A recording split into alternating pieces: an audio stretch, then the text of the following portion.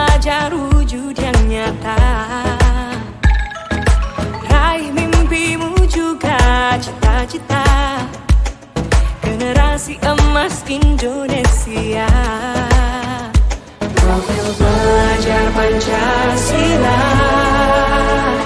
tanamkan di dalam dada. Profil pelajar Pancasila, cerdas berkarakter itu kita.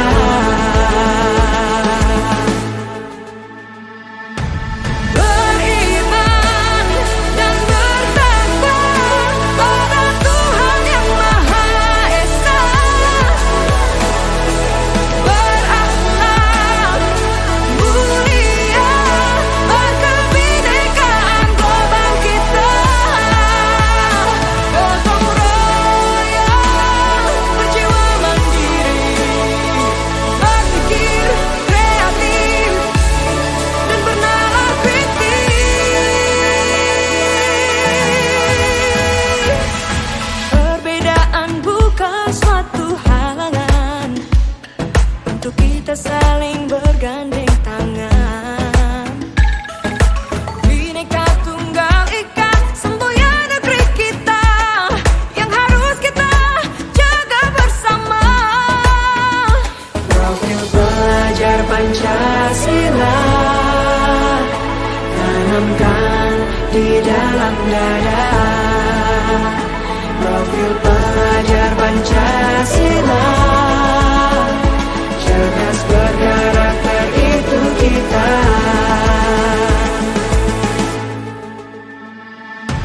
Beriman dan bertakwa pada Tuhan yang Maha Esa.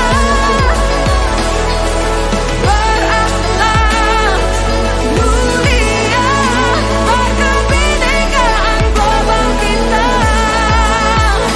Gotong royong, berjiwa mandiri, berpikir kreatif dan bernalar kritis.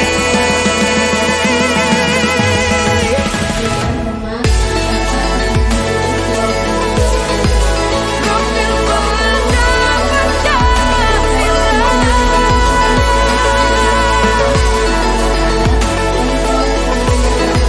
Profil pelajar Pancasila.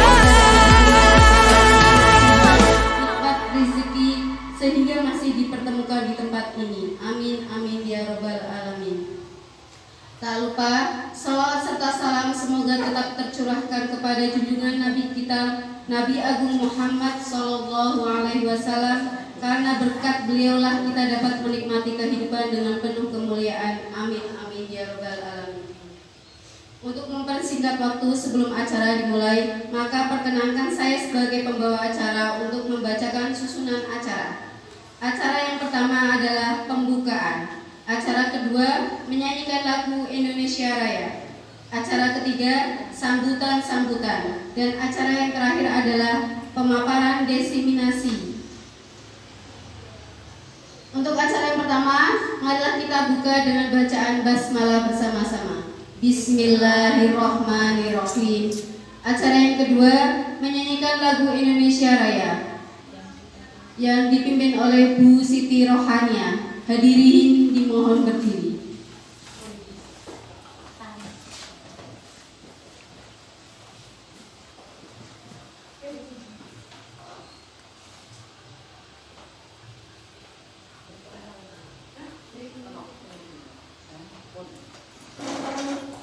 Hiduplah Indonesia Raya tua, Indonesia tanah airku, tanah tumpah darah. Di sanalah aku berdiri, jadi pandu ibu. Indonesia kebangsaanku, bangsa dan tanah airku, marilah kita berseru, Indonesia bersatu.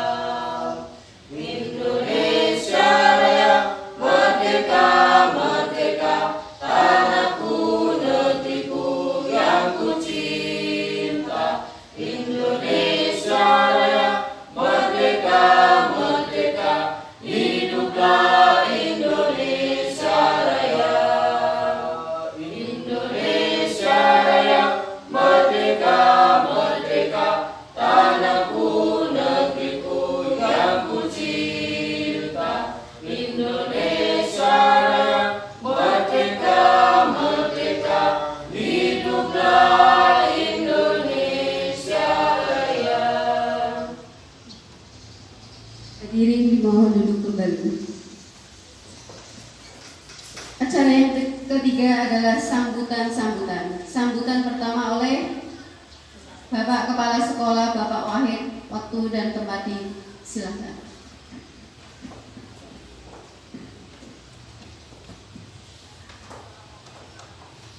Assalamualaikum warahmatullahi wabarakatuh. Waalaikumsalam warahmatullahi wabarakatuh. Bismillahirrahmanirrahim. Alhamdulillahirabbil alamin. Wassalatu wassalamu ala asyrofil anbiya'i wal mursalin sayyidina wa maulana Muhammadin wa ala alihi wa sahbihi ajma'in. La haula wa la quwwata illa billahil aliyyil azim. Yang saya hormati Bapak dan Ibu guru SD 2 Kepala Sewu. Pertama kita mengucapkan puji syukur kehadirat Allah Subhanahu wa taala yang telah melimpahkan rahmat-Nya sehingga pada siang hari ini kita bisa bertemu di kelas 5 SD 2 Kepala Sewu dalam acara diseminasi budaya positif yang dilakukan oleh Ibu Diah Kurniawati SPD sebagai calon guru penggerak. Salawat dan salam kita sanjungkan kepada Nabi kita Muhammad SAW yang mudah-mudahan kita mendapatkan syafaatnya di dunia dan akhirat. Amin Allahumma amin. Bapak dan Ibu yang hormati, Ibu Diah Kurniawati selaku calon guru penggerak yang saya hormati pula, alhamdulillah pada siang hari ini kita bisa melaksanakan dalam rangkaian program dari guru penggerak di SD 2 Kepala Sewu ini bisa berjalan dengan baik, tidak ada halangan apapun. Yang kedua, saya ucapkan dan saya apresiasi pada calon guru penggerak Ibu Diah Kurniawati bahwa setiap kegiatan dari pertama sampai pada hari ini sudah bisa melakukan kegiatan-kegiatan sebagai calon guru penggerak yang mudah-mudahan harapan dari SD 2 Kepala Sewu kegiatan ini bisa berjalan dengan baik dan sampai pada kegiatan akhir kegiatan guru penggerak. Dan mudah-mudahan kegiatan pada hari ini dan seterusnya bisa memberikan inspirasi kepada rekan-rekan guru di SD kita yang dapat meningkatkan kualitas atau mutu daripada SD 2 Kepala Sewu, dan sasaran utamanya adalah peningkatan pembelajaran yang pada akhirnya bermuara pada siswa. Diharapkan siswa berprestasi dengan baik, dengan bagus, yang bisa memperbaiki kekurangan-kekurangan yang ada di kita. Dan Bapak harapkan juga kegiatan selanjutnya bisa berlanjut dengan baik, tidak ada halangan apapun. Hanya itu yang bisa saya sampaikan. Terima kasih kepada Bapak dan Ibu guru yang telah bersedia untuk mengikuti kegiatan ini dengan baik, dan semoga dukungan dari Bapak dan Ibu untuk Ibu Diah sebagai calon guru penggerak bisa berlanjut sampai nanti akhir kegiatan. Sekian, wassalamualaikum warahmatullahi wabarakatuh. Waalaikumsalam warahmatullahi wabarakatuh. Acara selanjutnya adalah pemaparan diseminasi budaya positif oleh Bu Diah Kurniawati. Waktu dan tempat disilahkan.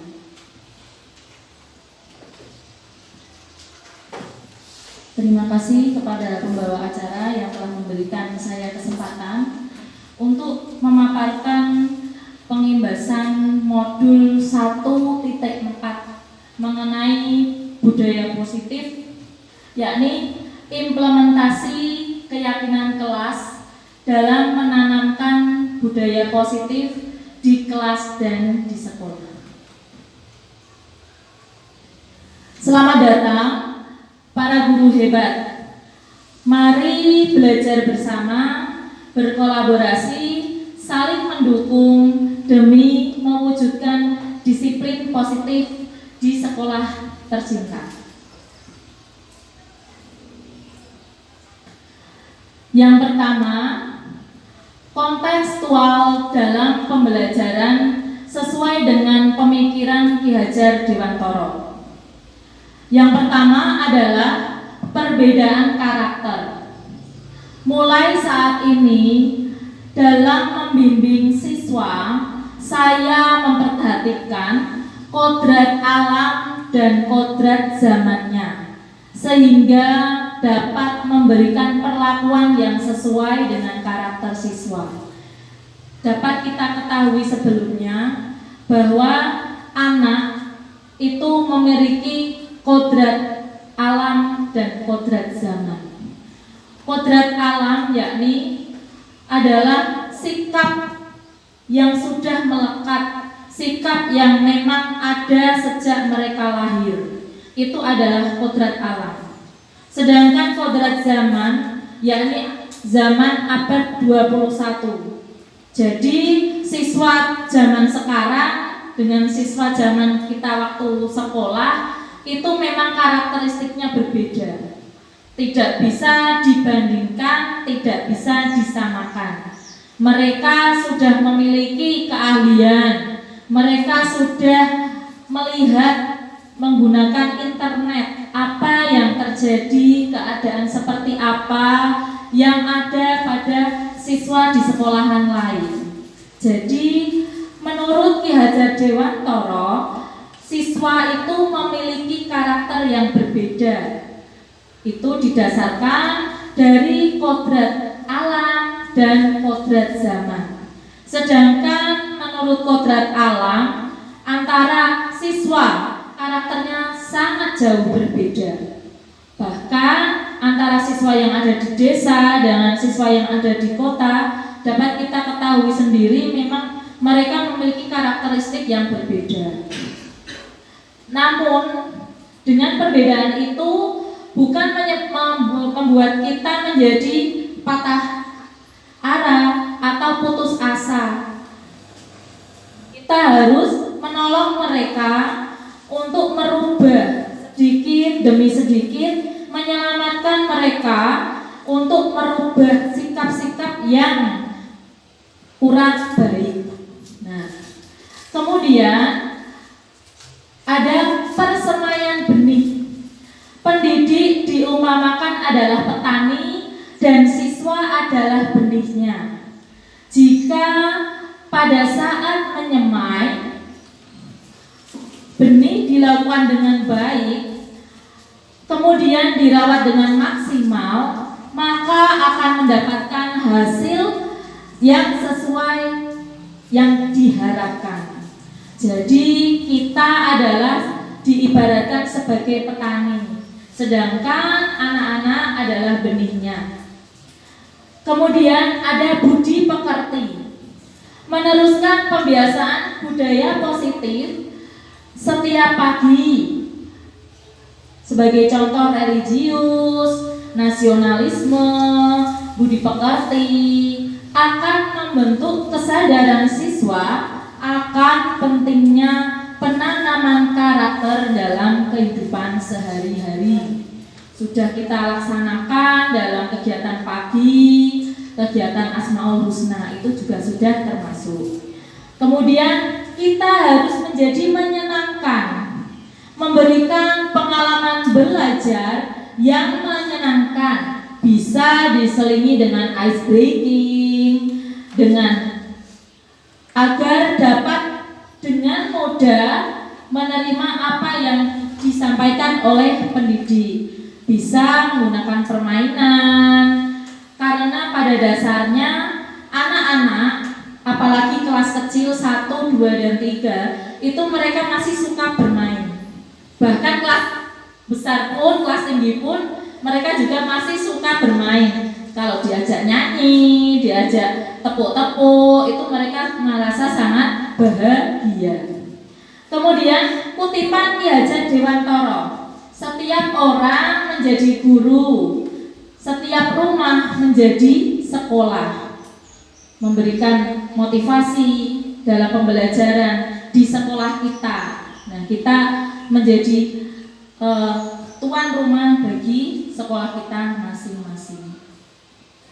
Kemudian Bapak Ibu, ada 5 kebutuhan dasar manusia. Yang pertama adalah kasih sayang dan rasa diterima, love and belonging. Kedua, ada kekuasaan atau power. Ketiga, ada bertahan hidup atau survival, kesenangan, fun, dan kebebasan atau freedom. Dari 5 kebutuhan dasar ini, jika salah satu timpang, maka akan terjadi hal yang kurang baik. Ini adalah 5 kebutuhan dasar manusia yang harus dipenuhi. Kemudian Bapak Ibu, apa yang terlintas dalam pikiran kita saat mendengar kata disiplin? Mungkin ada yang di pikiran panjenengan, Pak Kaji? Kalau mendengar kata disiplin, Mas Budi, Pak Budi? Kalau mendengar kata disiplin, yang terpikir dalam pikiran kita apa?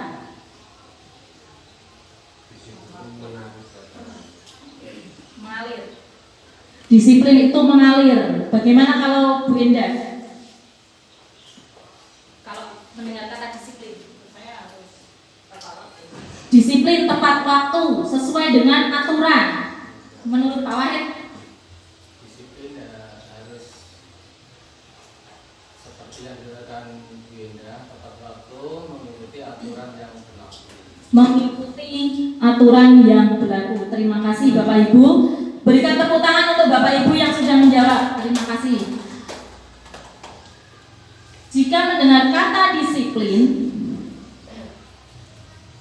adalah rasa taat dan rasa patuh serta tanggung jawab terhadap apa yang dilakukannya karena tindakan yang didasari pada kebajikan universal.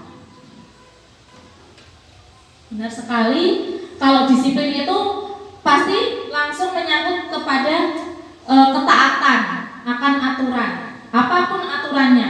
Kalau sudah mengikuti berarti sudah bisa dianggap disiplin. Disiplin, Bapak Pendidikan kita, Ki Hajar Dewantara, menyatakan bahwa di mana ada kemerdekaan, disitulah harus ada disiplin yang kuat. Sungguh pun disiplin itu bersifat self-discipline, yaitu kita sendiri yang mewajibkan kita dengan sekeras-kerasnya. Dalam budaya kita, makna disiplin dimaknai menjadi sesuatu yang dilakukan seseorang pada orang lain untuk mendapatkan kepatuhan. Kita cenderung menghubungkan kata disiplin dengan ketidaknyamanan, yang sebenarnya disiplin itu harus dilakukan dari motivasi intrinsik.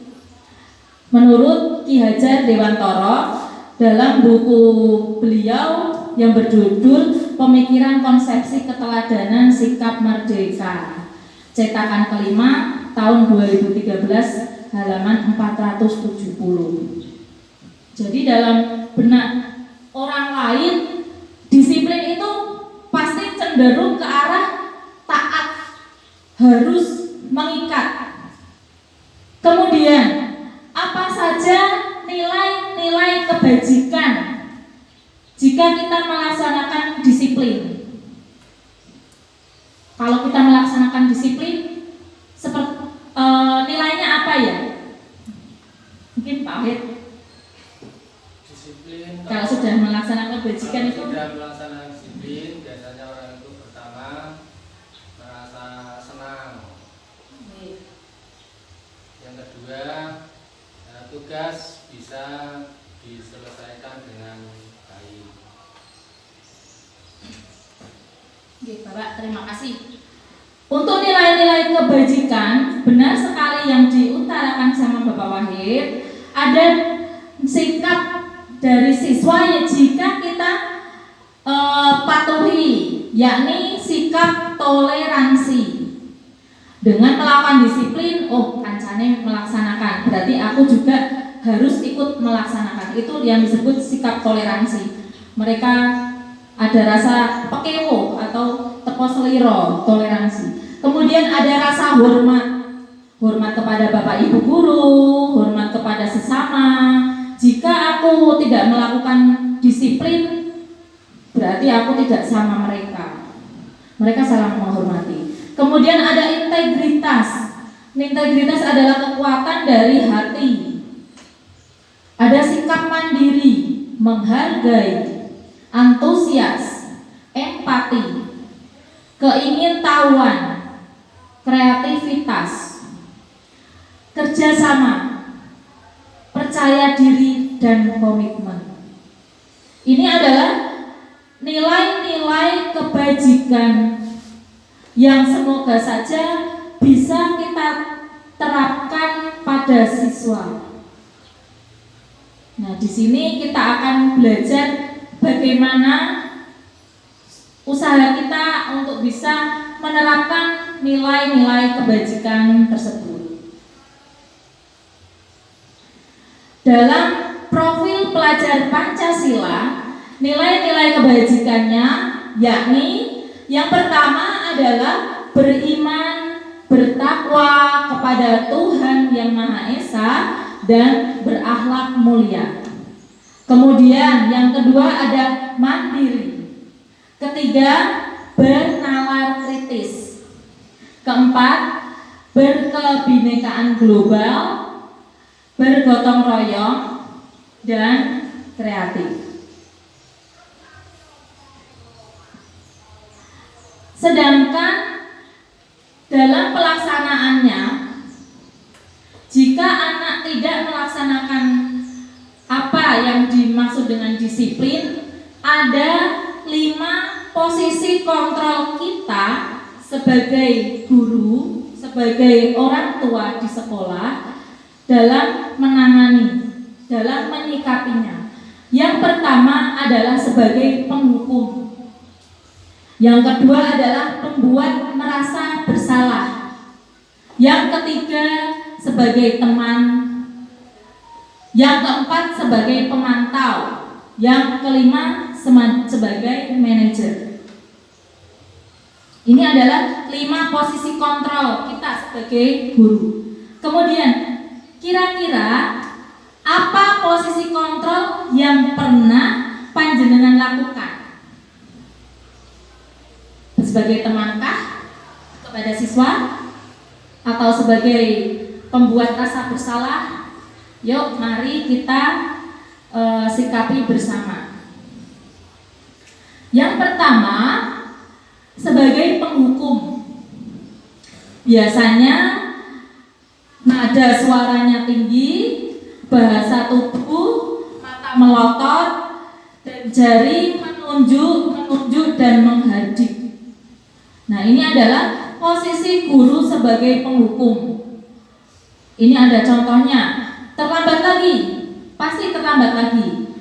Selalu datang terlambat. Kapan bisa datang tepat waktu? Tanyakan kepada diri Anda, bagaimana perasaan murid bila guru berbicara seperti itu pada saat muridnya datang terlambat. Dan hasilnya adalah kemungkinan murid akan merasa marah dan mendendam atau bersifat agresif. Bisa jadi sesudah kembali duduk, murid tersebut akan mencoret-coret bukunya atau meja tulisnya. Lebih buruk lagi, sepulang sekolah, murid melihat motor atau mobil bapak ibu gurunya, dia akan menggores kendaraan tersebut dengan paku. Ini pernah terjadi, biasanya terjadi pada anak-anak SMK. Mereka kalau marah dengan gurunya, kadang merobek jok sepeda gurunya. Nah, ini jika contoh guru sebagai tadi penghubung. Yang kedua, sebagai pembuat rasa bersalah. Biasanya guru yang menggunakan metode ini nada suaranya memelas, halus dan sedih. Bahasa tubuhnya merapat, anak dan lesu. Contohnya seperti ini. Ani, kamu ini bagaimana ya? Kamu sudah berjanji kepada ibu tidak akan terlambat lagi. Kamu kenapa ya senang sekali mengecewakan ibu? Ibu benar-benar kecewa sekali. Nah, jadi beliau itu menunjukkan bahwa semua ini kekecewaan ibu guru itu karena kesalahan si Ani. Jadi membuat si Ani merasa bersalah, membuat kecewa. Kemudian bagaimana ya perasaan siswa jika ditegur seperti itu? Hasilnya adalah murid akan merasa bersalah. Bersalah telah mengecewakan ibu atau bapak ibu gurunya. Murid akan merasa menjadi orang yang gagal dan tidak sanggup membahagiakan orang lain. Kadangkala sikap seperti ini lebih berbahaya dari sikap penghukum, karena emosi akan tertanam rapat di dalam. Murid menahan perasaan, murid tertekan. Seperti inilah yang tiba-tiba bisa meletuskan amarahnya dan bisa menyakiti diri sendiri atau orang lain. Kemudian pada posisi kontrol sebagai teman. Pada posisi ini nada suara ramah dan akrab dan bercanda. Bahasa tubuh merapat pada murid, mata dan senyum jenaka. Contohnya seperti ini. Ani, ayolah, bagaimana sih kamu? Kemarin kamu sudah janji ke ibu, bukan? Kenapa terlambat lagi? Sambil tertawa ringan. Ya sudah, tidak apa-apa. Duduk dulu sana. Nanti ibu guru bantu. Kamu ini, sambil senyum-senyum. Kemudian, bagaimana perasaan murid dengan sikap guru seperti itu? Sikap sebagai teman. Hasilnya adalah murid akan merasa senang dan akrab dengan guru. Ini termasuk dampak positif. Hanya saja sisi negatifnya, murid menjadi tergantung pada guru tersebut. Bila ada masalah, dia merasa bisa mengandalkan guru tersebut untuk membantunya. Akibat lain dari posisi teman, Ani hanya akan berbuat sesuatu bila yang menyuruh adalah guru tersebut dan belum tentu berlaku yang sama dengan guru yang lain atau orang lain. Ini adalah efek posisi kontrol sebagai teman. Kemudian selanjutnya posisi kontrol sebagai pemantau. Contohnya adalah nada suara datar, bahasa tubuh yang formal. Adi, tahukah kamu jam berapa kita memulai? Tahu, Bu. Kamu terlambat 15 menit. Apakah kamu sudah mengerti konsekuensi yang harus dilakukan bila terlambat? Paham, Bu? Saya harus tinggal kelas pada jam istirahat. Nanti dan mengerjakan tugas ketinggalan saya. Ya, benar. Nanti pada jam istirahat kamu harus tinggal di kelas untuk menyelesaikan tugas yang tertinggal tadi. Saya tunggu. Kemudian dengan percakapan tadi, jadi siswa terlambat diberi tugas, dikasih waktu untuk menyelesaikannya.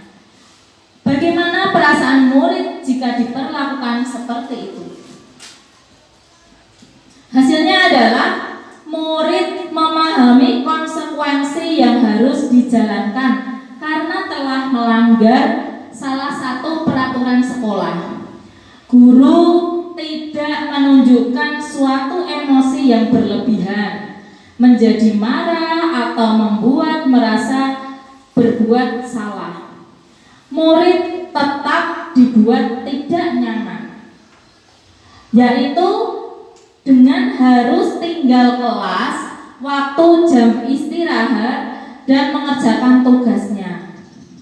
Guru tetap harus memantau murid pada saat mengerjakan tugas di jam istirahat, karena murid tidak bisa ditinggal seorang diri.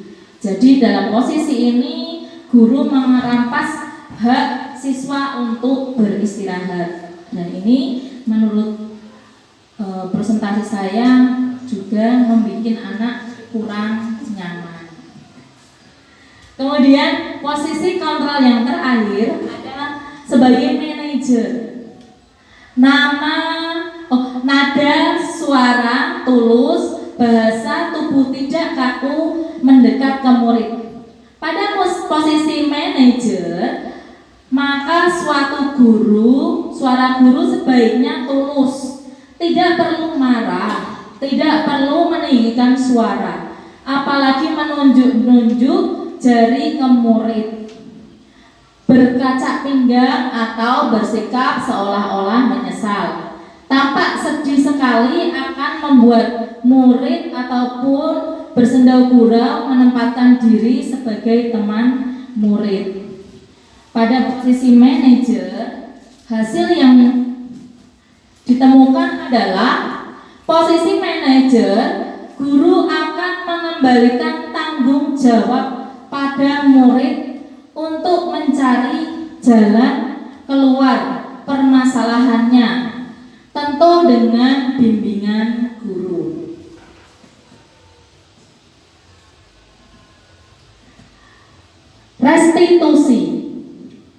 Restitusi adalah proses menciptakan kondisi bagi murid untuk memperbaiki kesalahan mereka, sehingga mereka bisa kembali pada kelompok mereka dengan karakter yang lebih kuat.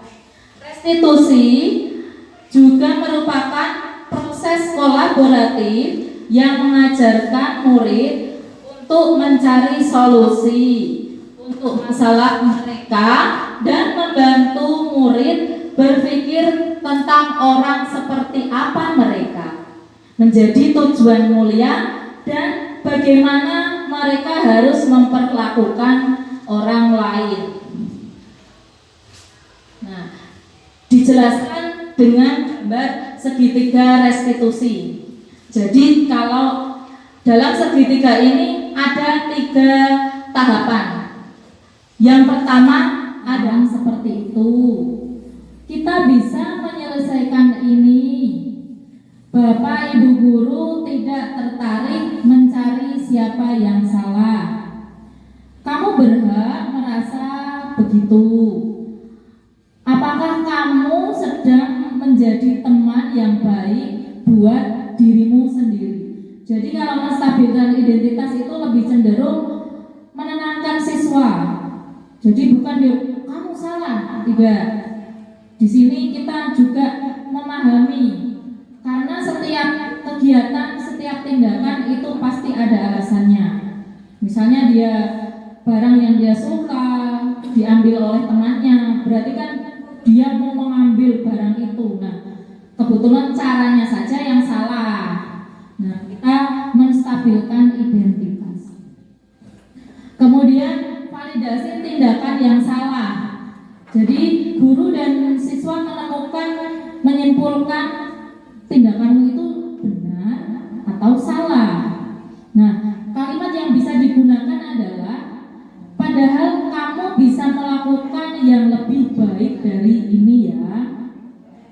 pasti punya alasan mengapa melakukan hal itu. Kamu patut bangga pada dirimu sendiri karena kamu telah melindungi sesuatu yang penting buatmu.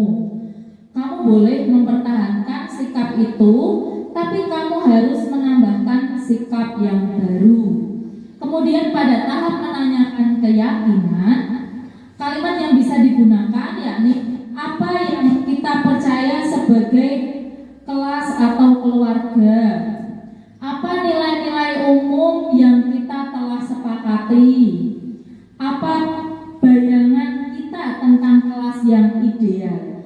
Kamu mau jadi orang yang seperti apa? Dalam pertanyaan-pertanyaan tadi bisa diterapkan di kelas, yakni sebagai peraturan kelas. Jika peraturan setiap kelas sudah dikembangkan, kemudian di kelas-kelas lain juga melakukan hal yang serupa, nanti akan menjadi keyakinan kelas. Keyakinan kelas yang diterapkan atas dasar kesepakatan bersama, bukan guru yang memberikan, tetapi kesepakatan mereka yang akan melaksanakan di kelas itu, yang disebut keyakinan kelas. Kalau tadinya peraturan kelas. Kemudian jika sudah dilaksanakan selama dalam waktu yang agak lama, nanti akan tumbuh lingkungan positif. Jika lama lagi digunakan dan sering digunakan, akan timbul menjadi budaya positif. Keyakinan kelas merupakan nilai-nilai kebajikan yang diyakini. Kalimat keyakinan kelas harus merupakan kalimat positif yang mudah dicerna, mudah diingat oleh siswa. Berikut keyakinan kelas yang sudah saya bikin bersama anak-anak kelas 5. Yang pertama, keyakinannya adalah menghormati temannya. Yang kedua adalah disiplin waktu. 3, menjaga kebersihan kelas. 4, bertanya dengan angkat tangan. Kemudian sopan kepada guru. Tidak berkata kasar, berteman dengan semuanya, tidak berpilih-pilih. Kemudian tertib menjalankan piket, belajar di rumah, masuk kelas dengan izin. Ini merupakan kalimat-kalimat yang masih negatif. Jadi anak sukar mengingatnya. Kemudian dirubah menjadi kalimat positif. Keyakinan kelas 5 ada disiplin waktu. Kalau mau masuk kelas itu sesuai. Kemudian mengerjakan tugas sampai selesai. Piket dikenal dengan penuh tanggung jawab, tidak kabur.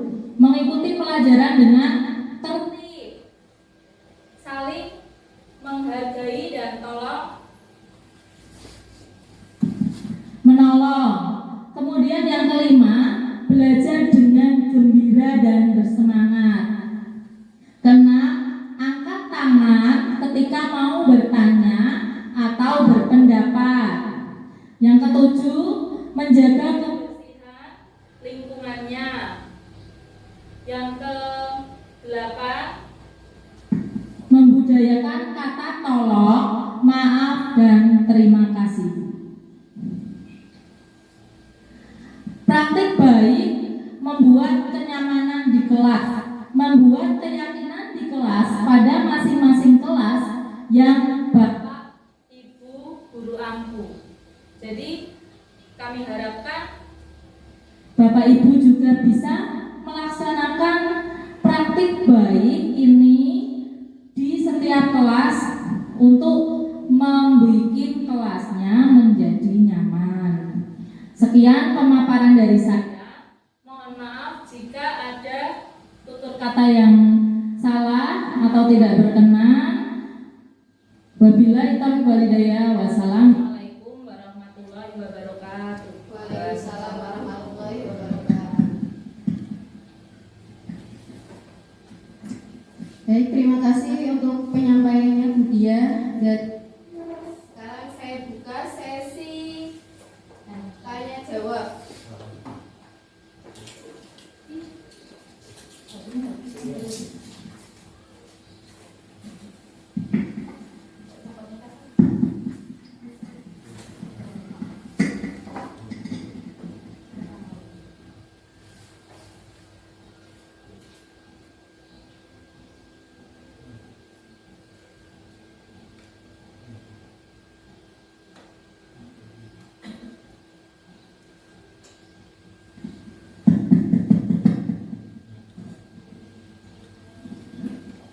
Assalamualaikum warahmatullahi wabarakatuh.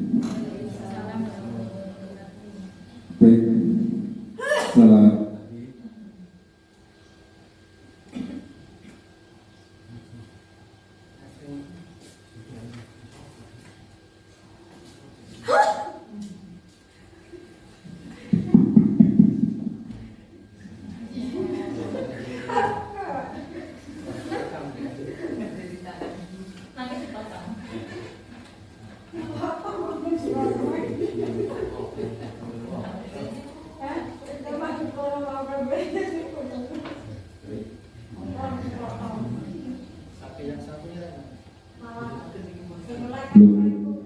Baik, dari 5 kontrol yang sudah dipaparkan,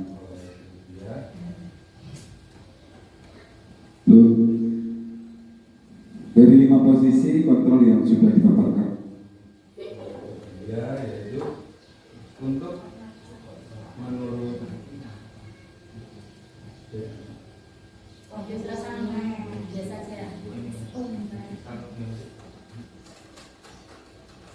dari 5 posisi kontrol yang sudah dipaparkan tadi, menurut dia sendiri metode mana yang terbaik untuk dipakai atau ada positif dan negatifnya tadi pemaparan tersebut. Terima kasih.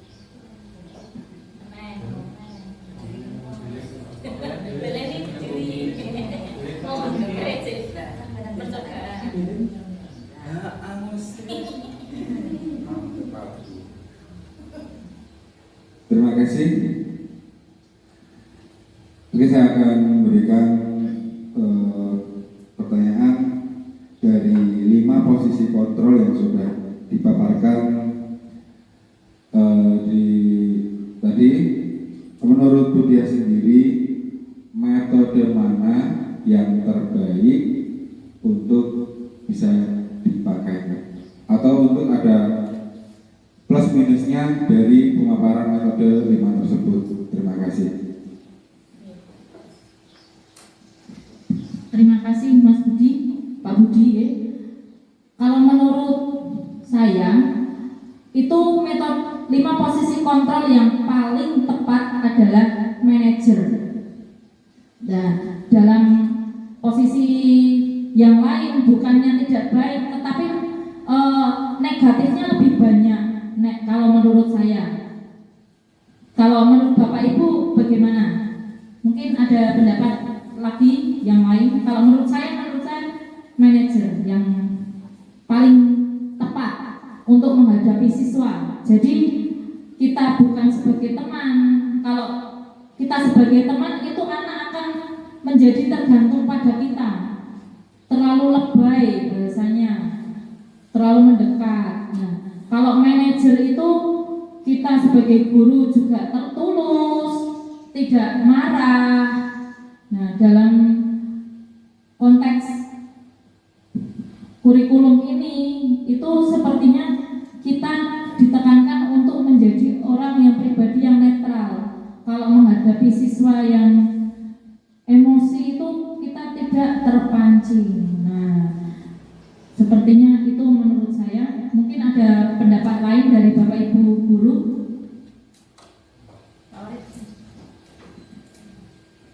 Terima kasih waktunya yang telah diberikan.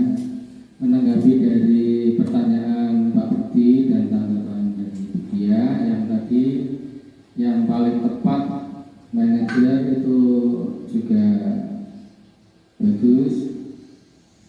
Namun kalau menurut saya dari bermacam-macam karakter yang dimiliki oleh siswa itu, kalau memakai satu alat kontrol, misalnya manajer, ini bagaimana dengan karakter siswa yang menurut penilaian dari kita, anak itu memang betul-betul bandel istilahnya. Bahkan di sekolah kita itu banyak sekali anak-anak yang perilakunya masih bandel-bandel. Ini bagaimana kalau cara penanganannya tidak hanya pakai satu metode atau satu alat kontrol suatu saat bisa dipakai yang lain, misalnya sebagai teman, yaitu dengan mempertimbangkan dari masing-masing karakter siswa. Jadi tidak semuanya disamakan. Suatu saat kita bisa menggunakan manajer sebagai penghubung verbal. Ini kelihatannya juga perlu, tapi hanya verbal, tidak sampai menghubung yang fisik. Itu menurut dari saya. Mungkin ada tambahan dari yang lain. Pak Haji Wasono.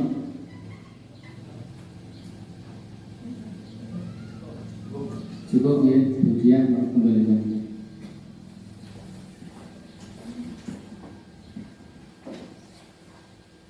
Tadi dijelaskan. Bismillahirrahmanirrahim. Assalamualaikum warahmatullahi wabarakatuh. Saya Dian selaku guru agama yang masuk kelas dari kelas 1 sampai kelas 6 ingin menanyakan. Tadi Bu Dian menjelaskan kita harus tidak boleh memberi hukuman kepada anak. Lalu saya mencontoh dengan cara menjelaskan agar anak itu sadar dengan kesalahan yang dia perbuat. Namun ternyata dia merasa mana itu sepele, paling orang dihukum, besok diulangi dan diulangi lagi. Menurut Bu Dian, bagaimana solusi selanjutnya yang harus saya lakukan agar anak tersebut itu tidak mengulangi kesalahan yang sama? Padahal saya berusaha untuk menghindari hukuman untuk anak tersebut, karena biasanya saya memberikan hukuman hafalan di rumah dan lapor ke orang tuanya agar diperhatikan lagi. Seperti itu. Terima kasih. Oke, terima kasih Bu Dian. Nah, pada tahap ini kemungkinan karena belum melaksanakan segitiga restitusi. Jadi kita tidak, kan mungkin Bu Dian sudah menanyakan keyakinan siswa, tetapi belum melewati tahapannya. Yang pertama, menstabilkan identitas. Jadi meyakinkan kalau tindakan anak itu tidak salah. Tadi kan tentang apa Bu? Menghafal gitu. Menghafal kan berarti tentang kesiapan dia untuk meningkatkan motivasi belajarnya. Nah, harus distabilkan dulu, dicari dulu kenapa dia kurang berminat dalam menghafal, dalam belajar. Kenapa? Nah, ditanya. Setiap anak pasti ada jawabannya, ada alasannya. Setiap tindakan pasti ada alasannya. Kita melaksanakan menstabil segitiga restitusi ini, kita laksanakan sesuai tahapannya. Kita coba, insya Allah bisa. Nah, setiap anak nanti akan mengetahui, oh aku kekurangannya ini. Kemudian mengetahui kalau itu benar atau salah. Nah, kalau dia yakin tindakannya benar, berarti harus kembali lagi ke menstabilkan identitasnya. Berarti dia belum mengetahui kalau tindakannya itu salah sebenarnya. Kita gali lagi, kita kerucutkan supaya dia sadar kalau tindakannya salah. Kalau sudah dia sadar, nanti akan muncul sendiri keyakinan-keyakinan pada dirinya. Saya yakin sudah saya terapkan pada murid saya, Lana. Dia setiap kelas, di setiap sesi, tiap menit, tiap detik itu selalu melaksanakan kegiatan yang merugikan temannya. Selalu yakin dimanapun. Dan dia kalau dikasih tahu tersenyum dan mengulangi, malah cenderung dia mengejek gurunya, ngeceh. Nah, kemudian saya coba terapkan lah, ini bocah ini tak terapkan segitiga restitusi. Saya dudukkan di sini di depan teman-temannya. Ternyata saya menggunakan kalimat-kalimat ini, kalimat teori ini. Kemudian dia mengaku, nah kamu kok main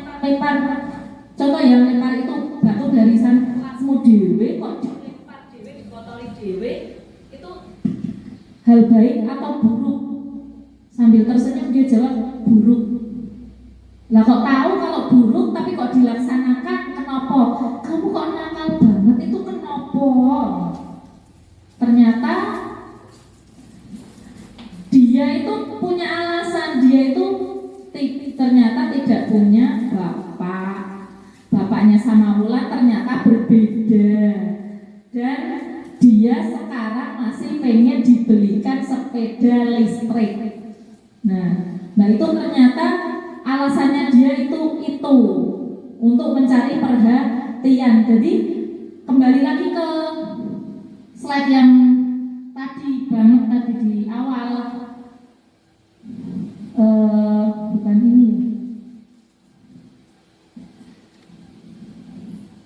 Nah, dari Lana itu berarti dia kekurangan rasa kasih sayang. Jadi dari 5 kebutuhan dasar ini kalau anak-anak sudah lengkap komplit, insya Allah dia akan menjadi anak yang baik. Ternyata Lana timpang di posisi kurang kasih sayang. Saya yakinkan Lana apa akan melakukan lagi? Tidak, Bu. Terbukti sudah tidak lempari batu karena janjinya tidak melempar batu. Entah dia melakukan ketimpangan yang lain, belum tahu. Semoga tidak. Nah, kemudian semoga jawaban saya bisa memuaskan. Monggo. Baik Bapak Ibu, ada pertanyaan lagi untuk Bu Dian atau masukannya untuk Bu Dian, dipersilahkan. Kalau tidak saya rasa cukup atau masih ada lagi?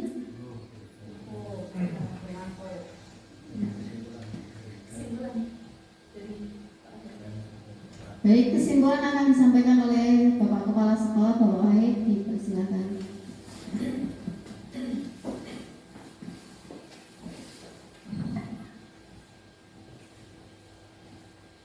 Terima kasih dari dia yang sudah memaparkan dengan bagus, dengan lancar, dan semuanya sudah paham kelihatannya. Dan nanti seandainya belum paham pada acara ini, karena waktunya terbatas, kita bisa nanti berkonsultasi di dalam kegiatan lain, misalnya pada acara ketika kita nanti akan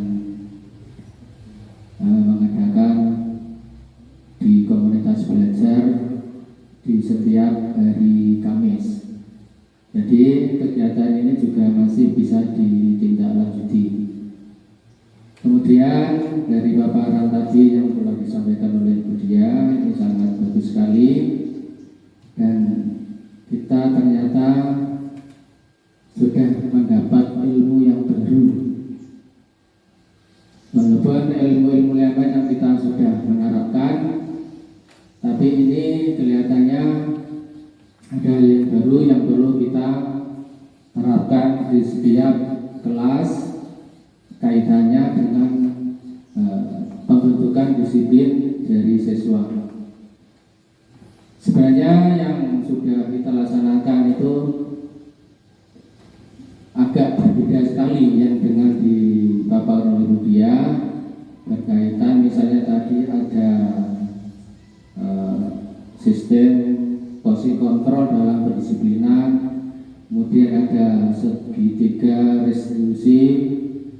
Itu belum sepenuhnya kita melaksanakan, dan mudah-mudahan setelah mendapat ilmu baru ini di setiap kelas bisa dilaksanakan, karena manfaatnya bisa menjadikan anak itu betul-betul disiplin, dan nanti pada akhirnya visi dan misi kita yang sesuai dengan profil pelajar Pancasila itu bisa diterapkan, dan anak-anak betul terbentuk dari karakter-karakter yang sudah dicanangkan dalam visi-misi itu. Kemudian yang penting lagi dari pemaparan tadi, karena sudah bisa melaksanakan di SD kita ini. Dan tadi yang saya soroti dan terpenting lagi, ada istilah keyakinan kelas. Nah, untuk keyakinan kelas ini memang yang tertera di kelas-kelas itu tata tertib, tata tertib sekolah yang ditempelkan itu.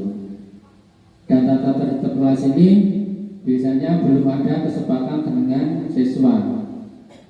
Siswa belum tahu, yang penting sudah ada ditempelkan. Dan nanti kalau pembuatan keyakinan kelas ini melibatkan semua siswa dan guru, dan sepakati ini mungkin anak bisa melaksanakan dan punya tanggung jawab untuk melaksanakan. Berarti nanti setiap kelas itu selain tata tertib juga perlu ditempel tentang keyakinan kelas. Gimana Pak? Kira-kira setuju tidak ini kalau diberikan itu? Jadi kita buat kesepakatan keyakinan kelas, nanti ditempelkan di setiap kelas 1 sampai kelas 6. Hanya itu yang bisa saya sampaikan. Mudah-mudahan nanti kita dilaksanakan. Nanti Bapak harapkan Bu Diah Kurniawati bisa berkolaborasi lagi dengan teman-teman sehingga semua bisa melaksanakan dengan baik. Ya, itu yang bisa saya sampaikan. Wassalamualaikum warahmatullahi wabarakatuh.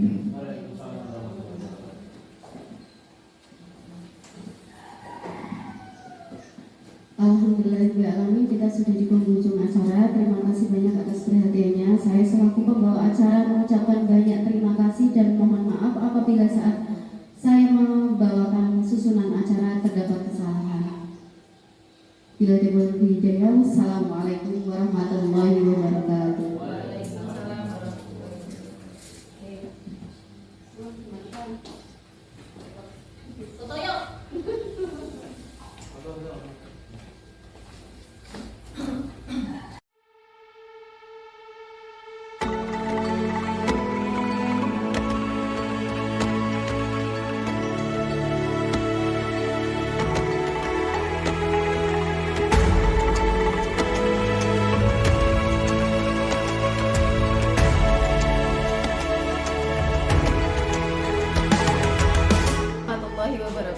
Nama saya Dian Ayu Velomita. Saya guru agama di SD Negeri 2 Gembol Sewu. Kesan dan pesan saya untuk Budia atas diseminasi disiplin positif itu sangat membuka wawasan saya dan pengalaman baru untuk mendidik putra putri di SD 2 Negeri Gembol Sewu.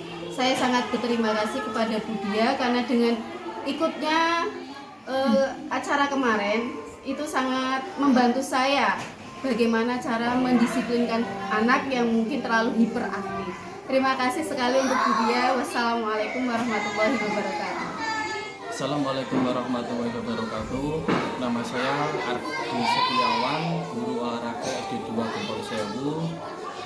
Setelah saya mengikuti denominasi disiplin positif, membuka wawasan saya untuk mendisiplinkan siswa. Terima kasih, ilmu baru dan wawasan baru ini pasti bermanfaat untuk memajukan pendidikan di sekolah kami. Wassalamualaikum warahmatullahi wabarakatuh.